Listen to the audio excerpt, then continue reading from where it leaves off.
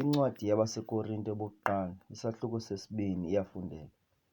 Ke mna ndakuba ndizile kuni bazalwane, andizanga ngabugcisa bakuthetha nabulumko, ndanazisa ubungqina bukaThixo, kuba ndagqiba kwelokuba ndingazi nto phakathi kwenu, ingenguYesu Kristu naye ebethelelwe emnqamlezweni. Mna kuni ndafika ndaba nguthambileyo, onokoyika, onokugubha okukhulu, nokuthetha kwam nokuvakalisa kwam uKristu kube kungengamazwi oyisa nangabulumko babantu.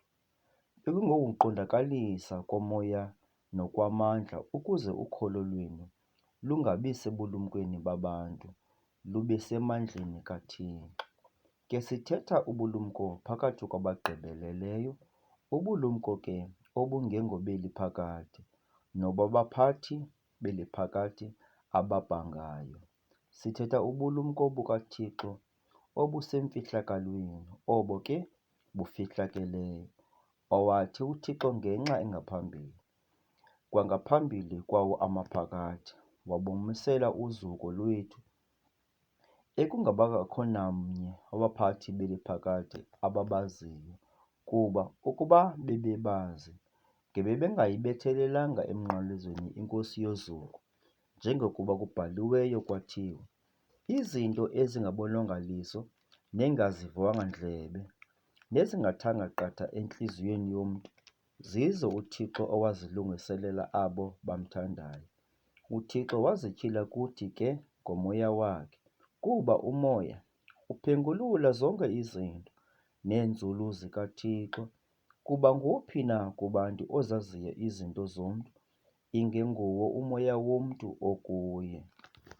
Ngokunjalo, nezinto zikaThixo akukho namnye ozaziyo, ingenguye uMoya kaThixo.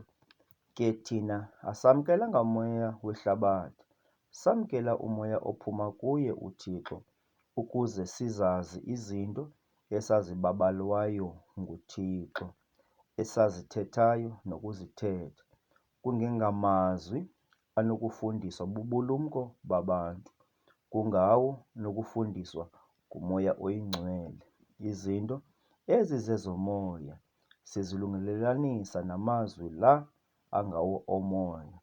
Awemvelo ke umntu akazamkeli izinto zoMoya kaThixo, kuba zibubudenge kuye, kananjalo akanakuzazi ngokuba ziphicothwa nguMoya. Ke ongoMoya okunene uphicotha zonke izinto, kodwa yena ngokwakhe akaphicothwa mntu, kuba ngubani na oyaziyo ingqiqo yeNkosi uyakuthi ayifundise. Thina ke sinengqiqo kaKristu.